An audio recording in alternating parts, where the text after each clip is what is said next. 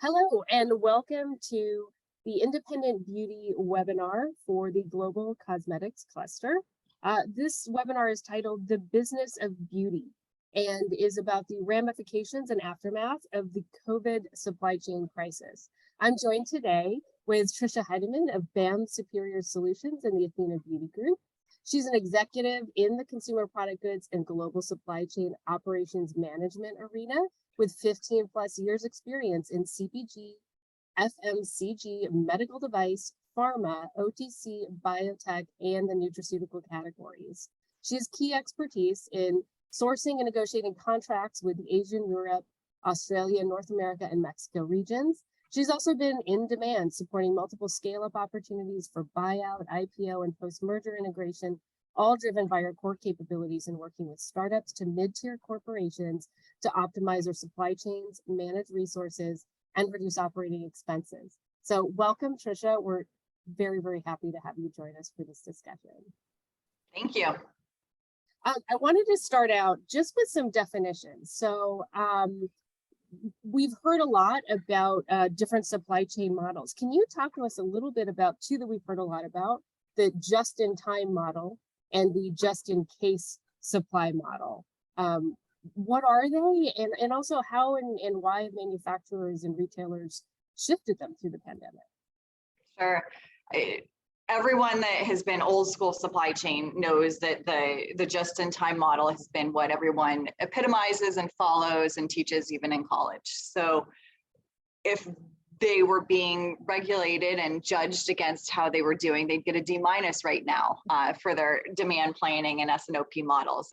And that's truly because it is now just in case because of what happened with the global pandemic, but it's truly indicative of where the future is going. As far as there's going to be more and more uncertainties for whatever the reason. And so there's a huge trend to now start adopting a bit of each, but having a little more cushion than normal. That makes sense. So we're just-in-time models really focused on supply chains moving efficiently and consistently. The just-in-time models have moved to a little bit more of an inventory type modeling throughout the supply chain. And it sounds like you're saying uncertainty is probably in our future. And so there's a hybrid approach that many are taking. That's exactly right. Yep. Great. Maybe there's some debate about whether we're truly in the aftermath of the COVID pandemic. Just out of curiosity, do you know, are there still, I don't know, material or component availability challenges that are still affected by COVID related issues? I mean, we know there still are lockdowns happening in China, for example. So I'm curious to know if you're still seeing some of that in your clients and your work. Sure. So there is still heavy ramifications from it. So starting with the raw materials and the componentry, we're starting to see the componentry come down for the PP, the HDPE, the PET, but we're still having challenges with the ocean bound and the sugarcane. And so there's still raw material as well as componentry challenges on that side. And it can also mean being super heavy on inventory that's been held and is stagnant, and now they're trying to offload. So there's both sides of still trying to get that pull, but then also the push as well. Yeah, I know. I'm curious to know in terms of even labor, are we seeing still, turnover issues, or are we still seeing sort of underutilization because of COVID labor policies? Are you seeing that manifest? Sure. Yes.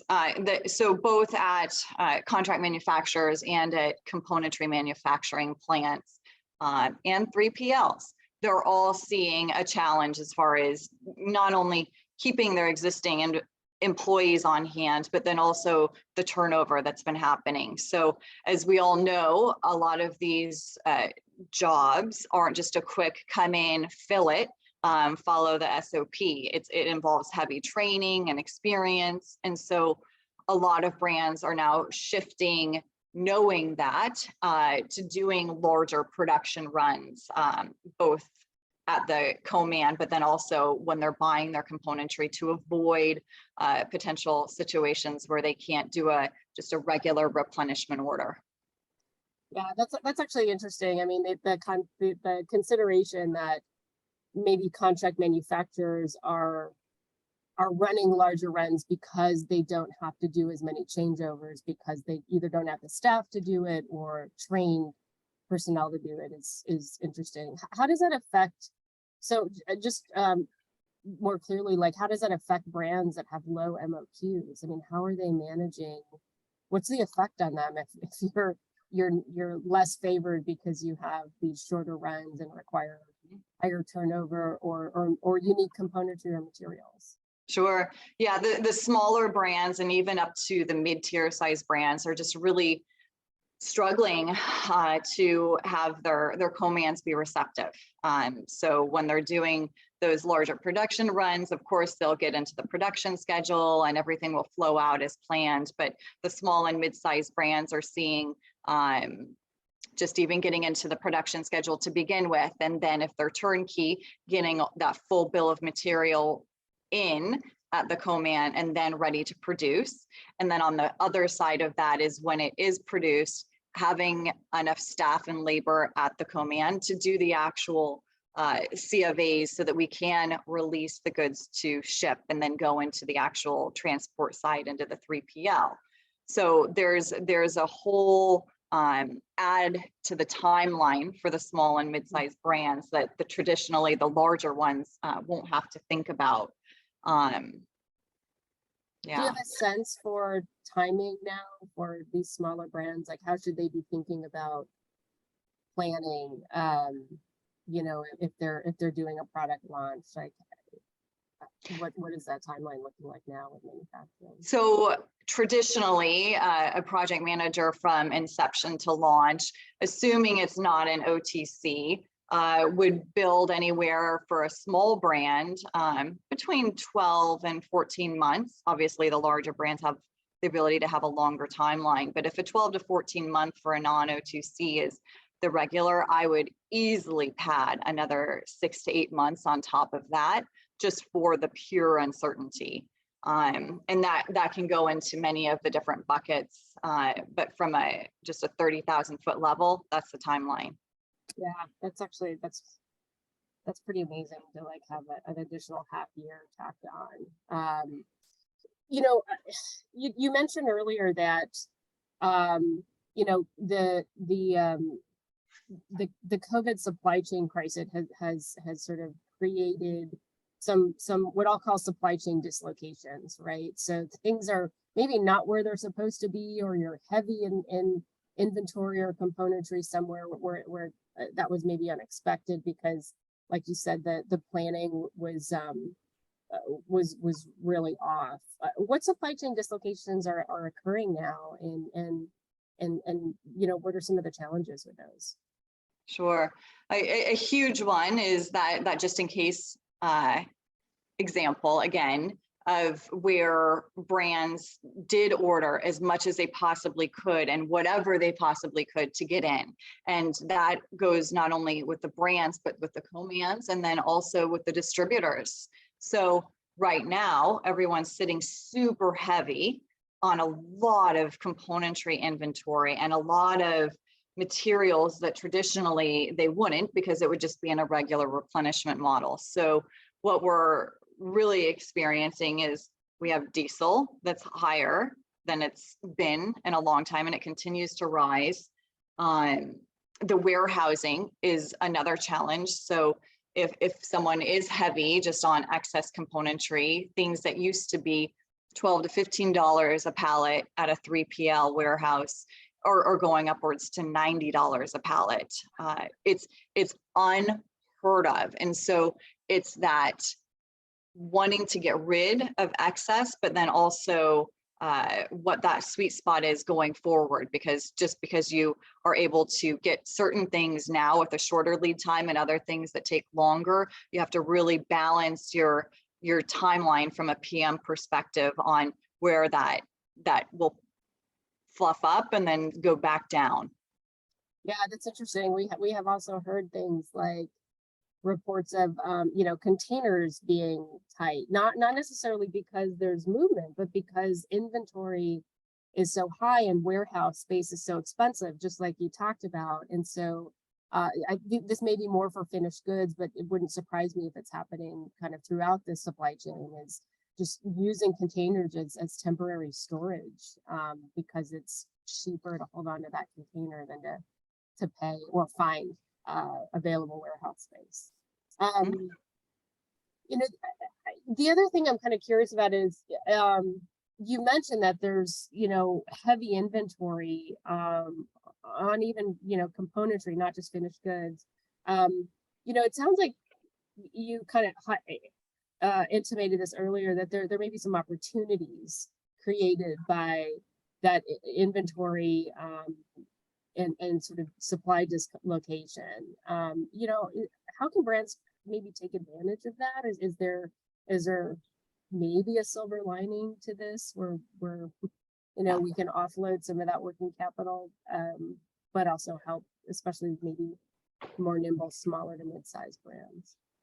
Yeah, clearly for more of the small and emerging brands, they'll be able to capitalize on getting that surplus inventory. So people, distributors, manufacturers are wanting to get rid of that because they don't want to carry that on their books anymore. So the smaller brands will be able to buy that at a better rate than they normally would have a year or two ago, which also means they can buy that componentry, but then also know that they can have the refillable later. So even if it isn't that full sugar cane or ocean bound or PCR, they know that they can use that as the main bottle and then just do flex packaging later or refillables. So for small brands, it has a massive opportunity, especially just those lower MOQs and bringing it in. The mid-sized brands, they can start that transition now of thinking more sustainably. So they'll have the time. So with the California State Bill 343, and then the New Jersey Bill S2515 for more sustainable and recycled materials. Those are both, the New Jersey one is putting more of a focus on a percentage of PCR that will be required. And then with the California state bill, truly defining what's recyclable. And the California one will go into effect in 2025 and the New Jersey in 2024. So it's allowing those middle market brands to now start focusing more on their sustainability initiatives and being ready for that new wave. You know, a great example is the sugarcane tubes. You can do a sugarcane tube and do just a polypropylene cap, but then add the PCR into it. So you're getting both benefits of sustainable and recycling, just being creative and now having the time to do it. The bigger brands, without question, are capitalizing on the surplus inventory of componentry heavily because it will allow them to obviously capture a really great price for their margin, but it also allows them to do more of those exclusives.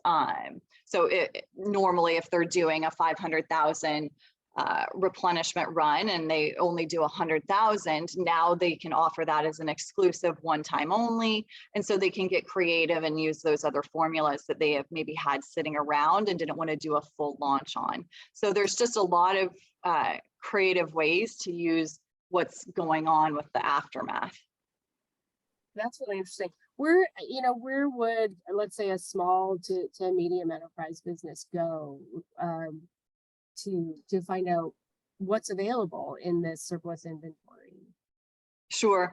So I really recommend for those smaller brands to go to a distributor for the componentry. It's going to give them so many more options as far as lower MOQs. If their co-man doesn't want them to ship their full, say they're only doing a 10,000 unit run and they want their co-man to, they're only going to produce a 5,000 unit batch. the co-man is not going to want you to send an additional 5,000 units for them to have to store, especially with pallet prices right now. So typically distributors will hold your inventory for you without a charge for a certain period of time that you can then pull from just through a blanket PO. So there's definitely benefit to that for those smaller and even emerging brands. That's great. You know, just thinking about things like sort of uniqueness and certainly like within the beauty space, I think that there's a huge function for the packaging, not just to hold the product, but to stand out on shelf. You know, to the extent that maybe smaller companies want to take advantage of you know, using some of the surplus inventory, how do they think about things like deco and printing? Yes. How is that sort of playing out in the inventory? Like, is it decorated stuff, or is it, you know, packaging that could be leveraged in other ways? Great question. It's something that has had a drastic shift, literally a 180-degree shift.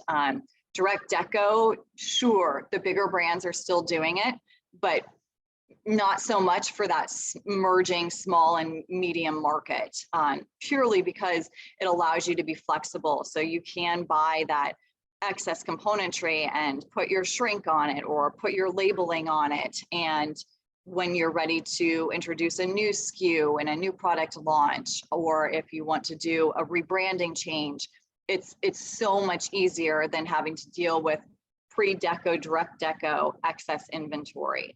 So there's been a massive shift, and that on that side, just for multi-use. And then there's also the piece of being able to tear off that label or have that label be biodegradable or compostable so that it can just go into that recycling bin.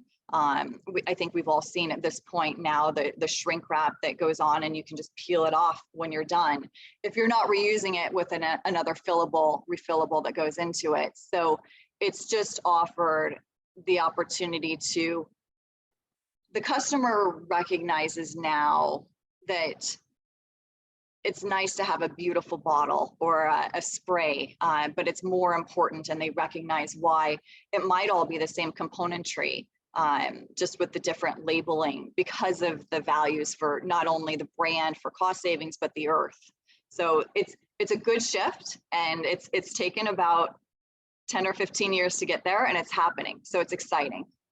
Yeah, that's interesting that in some ways this supply chain crisis and the way brands have had to respond and the dovetailing with sustainability and an understanding about waste management has allowed the consumer to be a little bit more accepting of maybe less unique packaging across your product portfolio. Absolutely. I mean, even the PCR packaging, customers that know nothing about it, they see it on the shelves and they see the little flecks in it, and they know that the one next to it might be a little different, but they know there's a reason for it, and it's a good reason. So, right. You know, one of the we talked earlier about sort of just in time and just in case, and you're saying that, you know, we're probably in a hybrid model. So it sounds like just in case is probably here to stay, at least for the foreseeable future. You know, if that's sort of the world we're living, like how do brands and companies prepare, and how do you model your supply chain and build a supply chain, you know, on this hybrid scenario where just in case is here to stay? I mean, nobody wants to be sitting on a whole lot of working capital, but you know, you also don't want to not be able to fulfill when you get a PO. So how are people managing that? Yeah, I heavily recommend to my clients to go back and truly look at their full supply chain. So really evaluating from the very end product development, and working to make sure your project manager and the full S&OP cycle is taken into account, the raw materials and padding appropriately. The same goes with the componentry. And then working with your co-man, if they're turnkey, especially, you can't just assume that their normal lead times are going to be the same that they've always been, or even what they were during the past 2 years. Things have shifted. So in some areas, they have gone back to pre-pandemic timelines, but yet there's other pacer items that are holding them from being able to truly stick to it. So just, again, going into each part of your supply chain, and then as well, going in and working with your 3PL. Warehousing and 3PLs, the model has shifted drastically. It's no longer 3PLs saying, we're here to pick, pack, and ship for you. We don't want to just store your inventory. They realize now they should store your inventory, and there's a good reason. So it's been very fun the past couple of years to see how that shifted. And they're now understanding, if brands aren't using distributors for their componentry, for example, they will need to ship if they get a good deal or a good price from surplus to their 3PL until their contract manufacturer is able to do an inbound receipt. So things that, again, they normally wouldn't have done in the past, now they're starting to do. That's actually really interesting, just this sort of shift from you know, maybe the traditional roles, you know, that 3PLs provided Yes. for brands.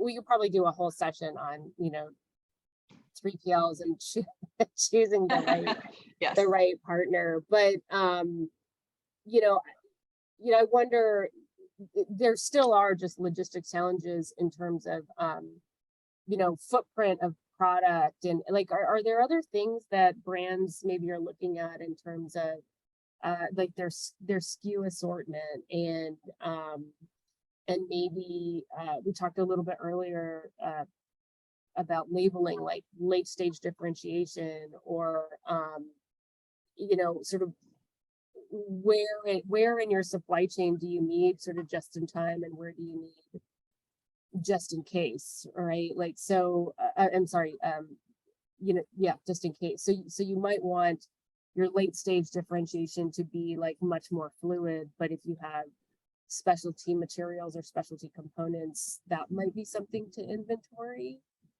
Like, are you seeing sort of brands or companies approach their supply chain that way, like really strategically at each point in the value chain? For sure. And it's relying on those relationships that you've established. So yes, for those hard to get raw materials, they're going ahead and buying even more. They're also working with, in the product development, reformulating so that it does have a longer shelf life. Another piece to that is doing larger production runs for reasons that we touched on earlier, but also so that you do have the ability to have that product available if and when it does shift. I think right now what we're seeing is, for holiday, for example, everything is so backlogged and heavy. And so brands are extremely behind for holiday this year, which traditionally people are very dialed in for and ready. And this year is the first year that I'm seeing small all the way to large brands really struggling on what their holiday will look like and being more ready for it. That's interesting. I wonder how much of that is also driven maybe by the retailers, because we've been hearing a lot about retailers heavy on inventory and you know, trying to mark things down so that they can move and make room for holiday. And so I wonder if even the retailers are having a hard time committing to, you know, the brands that are supplying them. You know, so that's kind of interesting that you have this domino effect down the They chain. absolutely are. Yep. I mean, like, how are brands? That's interesting, because you might have to think about doing a small run, which now your timing may be pushed out. Like, you may be having to put together some sort of bespoke kit. Does maybe the opportunity of excess inventory allow brands to then think about maybe I can quickly put together something like this, like limited edition approach that some of the larger brands are doing to make up time. Is that a possible strategy? It is. What I typically encourage more of is doing those larger production runs, assuming that those POs will come in at the last minute now. And if they don't, I feel that the world and the buyer, just the human that's buying their products has adjusted to know that they can go to those off market or discount stores to get that excess inventory. The stigma behind, oh, there must be something wrong with it, that's why it's in this chain, is fizzling out. I mean, so much so that there's literally companies creating brands to go into those off-channel markets. So there's opportunities to capitalize or make up on what you might lose out on if you don't get that PO. But again, it's that fine balance of truly understanding from an S&OP perspective how much risk you're willing to leverage. Yeah, it's interesting just to hear the challenge that you're having with holiday. I could see the two approaches. I could see, let's do a bigger run with our full size material, because if we can't hit it or put it in a gift offering, we can still sell it, later. And I can see others saying, let me take advantage of some unique packaging or some packaging that's available to do a limited time offering and see what we could do with that. So absolutely. And then as far as creativity, again, it goes back to being nimble and being able to have that shrink wrap that you can take off and put a fresh one on if you did do a special one for holiday, or just using your regular product and doing a really cute holiday box, but knowing that, like you mentioned, it can be unkitted after the fact and just put into your regular stock. Yeah, that's really interesting. What are maybe some other I don't know, supply or inventory management strategies that you see companies putting in place? I know that there are at the height of sort of the ocean freight dilemmas, like there were a lot of discussions about onshoring and nearshoring. I'm curious, like, what are you seeing in terms of sort of the manufacturers and suppliers and what they're doing, and then how brands are able to maybe look at their supply and inventory models a little differently now? Yeah, I mean, everyone's heard right by now, anywhere but Asia. That's become huge. And I think people are paying attention to why, and really what it boils down to is that footprint and the transit. So for example, we know the West Coast coming from Asia right now has gone back to relatively normal, whereas the East Coast is still extremely heavy. And so from an optimization standpoint, there have been a lot of new manufacturers popping up in the US for componentry and contract manufacturing, and then also utilizing the avoidance of the tariffs. So, okay, not pulling from China, but now you're going to pull from Taiwan or pull from Mexico or Latin America to avoid those tariffs, but get that really good price. And also shorter lead times based on where your contract manufacturer is. So there's a bunch of different things that have happened as far as the 3PL optimization as well. Again, the shift from going pick, pack, and ship to now they're going to help you store and warehouse your pallets, but then also capitalizing on those better freight rates that typically 3PLs can provide for those smaller and mid-sized brands, so that when it does come time to actually ship it out, typically 3PLs will have multiple locations and they'll be able to help you do a good analysis as far as where to send your inventory and for them to fulfill.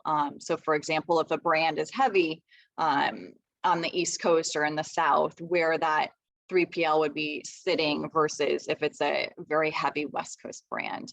And then for obviously the central zones, 3PLs have picked up and know that things coming from Canada and Latin America and South America they're able to absorb both and have a great turnaround time. So things have really shifted and they've had to grow and redefine what their business plan is as well.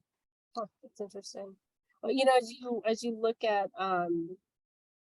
companies that have that are maybe supplying componentry or materials to the beauty industry and have either onshored or nearshored the U.S., where are you seeing that? Is like what kinds of materials or components? Like where is that sort of new supply option? What categories kind of are you seeing that? Sure.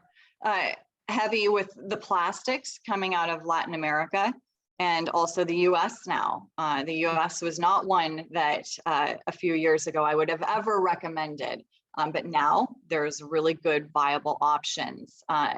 Some of them are still getting up and running. So I think another 6 months to a year will be a good amount of time where they will be fully competitive as far as pricing and that full bill of material that you're looking at to get from them.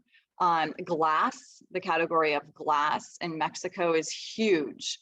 There have been so many new glass manufacturing plants popping up in Mexico, and traditionally we would buy from Asia, but I think people have recognized with COVID, but then also with understanding sometimes quality.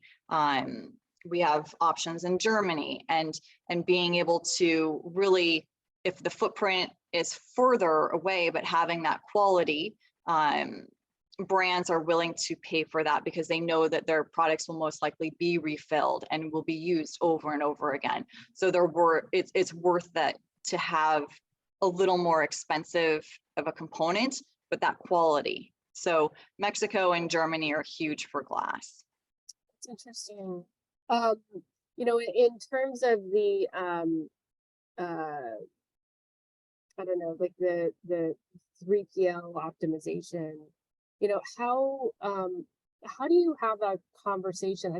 What are the things that maybe like the top things that when you sit down and you talk with your 3PL provider, you know, what are those sort of conversations now that they're maybe changing some of their business model and maybe you haven't had that conversation yet with them? Sure. They know it's coming.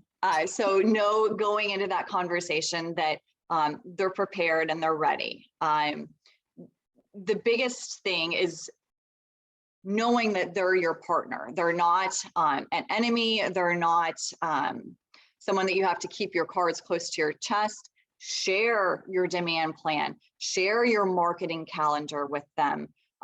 Share where you're going to do a push or a pull as far as I plan to do a larger contract manufacturing run, which means we're going to bring more componentry in. So I'm going to need you to store an extra 20 pallets for 2 or 3 months. Communicate with them because they will be your biggest cheerleader, because the more successful you are, the more that financially they will be successful, because they want to have that relationship for the pick, pack, and ship, because that's where their bread and butter is. So I just encourage a strong conversation and really be honest with where you're at now and where you see the brand growing.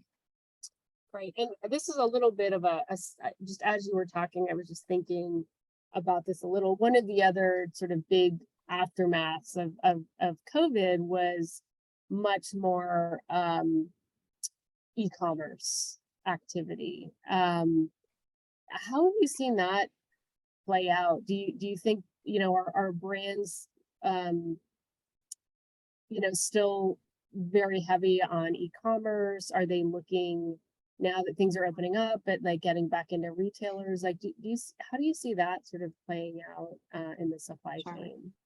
Yeah.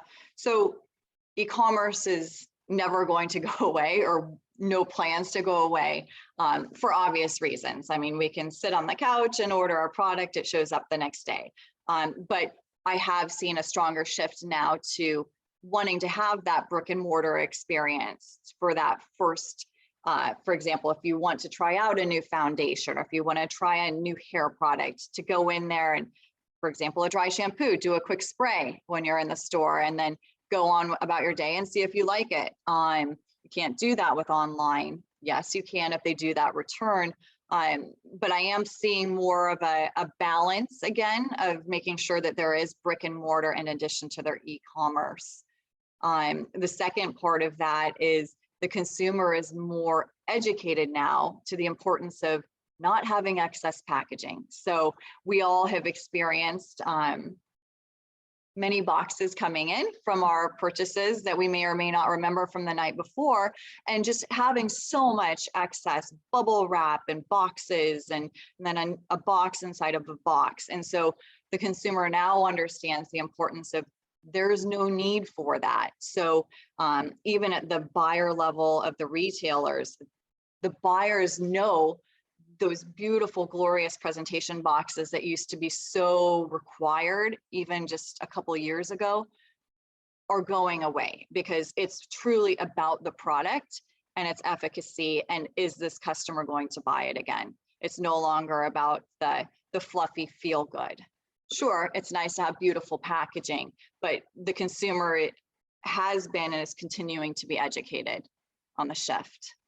Yeah, that's interesting. I mean, and I think, from a 3PL standpoint, some of those demands for retail brick and mortar versus e-commerce, in terms of case size, pack size, those are really different. So, important to understand if you're shifting, it may be more, it's probably easier to shift from like a DTC sort of pick and pack to a case model, but I think it's really hard to shift the other way, right? Like, so, though I wonder if the pandemic has caused more 3PLs to be more amenable, or finding other solutions to do pick and pack, where they used to force everybody to buy a case. Yeah, like Yes. I'd need 12 of something, I don't always need 12 units. Sure. I mean, think of- about the spa industry and the back Yeah. bar. They've had to be that way their entire business model.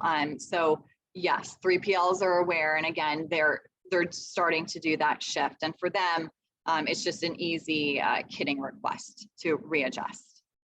Yeah, that's great to know. I want to just maybe shift a little bit to, some advice, like, as we are navigating, I think, still this world of uncertainty. What is some advice for small to medium, businesses working in the beauty industry? Like, how do we, take advantage of some of the dislocation that's been created, but also, maybe not get a D minus, for this next year, as we're trying to figure out how we plan, for the next 12 months or so, 12 to 18 months. For sure. I can't emphasize, look at your vendors as your teammates. Have those conversations, communicate, over communicate about where your brand's at and what you're needing to do. For example, if your margin is too small, you're getting a great price on the surplus inventory, but your formula is just too expensive given the new increased 3PL price. Have that conversation with your contract manufacturer and formulator to see if you can tag on to a larger buy with a larger brand as far as their raw materials, and take some of that excess from theirs and use it for yours. So I encourage being creative and thinking outside of that traditional box, and ask the question. A lot of the vendors, both on the componentry side with the direct and with the distributors, want to have you reach out and say, I'm thinking about doing one additional or two additional SKUs for NPD. What do you suggest? If we're thinking of a jar, for example, what do you have excess of? And then they can provide you with different options and you can make a selection from there. Whereas starting from scratch and doing a beautiful drawing, it's the same thing as with architecture. And then when it goes to the actual contractor to build, there's usually a big disconnect. Same thing here. So choosing componentry that has a great price, but also achieves your sustainability objectives and your end consumer aesthetic, but just capitalizing on that surplus. Yeah, interesting. What, the other thing I think that that we talked about is definitely really understanding your product portfolio, like what is strategic and high priority in your product portfolio, as well as your customers. Understanding who you need to replenish quickly, who you have maybe a little bit more flexibility with. I'm not sure, how the retailer discussions are going, particularly when they also are having some inventory challenges of their own. But how should brands sort of think about kind of strategic priority, across their product portfolio and customer base? It's a hard one because that conversation sometimes needs to be had. For example, if your margin is so low and you're having challenges even providing the product, is it worth continuing in that retail channel or selling channel? It's also worth doing the full SKU rationalization of, okay, can we discontinue some of these SKUs, but then really capitalize on these others?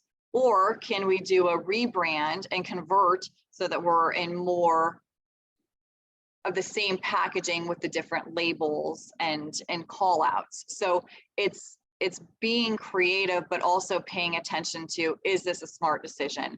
And unfortunately, I think a lot of the small and mid-sized brands get caught up in, oh, I made it into Ulta, I made it into Sephora, not truly building into those other margins of, is this really sustainable if my brand doesn't scale the way I anticipate? So having those hard conversations and really making sure that the SKU assortment that they do have is truly viable, and for how long, and when that cutoff time will be to make that next decision. Yeah, that's great. So having visibility to that and then thinking through your supply chain and just knowing that there's going to be this uncertainty then helps you, deep dive and like understand where you want to double down and have inventory, where you think that you can, leverage similar packaging and late stage differentiate, or where you might need to do some reformulation work or rebranding work. Great. Exactly. Great. I think we're kind of at time, but any other parting thoughts before I close? Enjoy the process and communicate. Your vendors are your partners and your teammates. So truly work with them to be creative. And if you need something, ask. And I think that's the biggest thing, is making sure that you're understanding where they're at right now and where they're trending. They know where they're going. So for example, if a vendor is having challenges getting that valve, but you know that your contract manufacturer is trending more on time, making sure you're building that into your timeline from a project management perspective. I can't emphasize that enough. Be realistic. Yes. Be realistic, communicate, and Yes. build it a lot of time.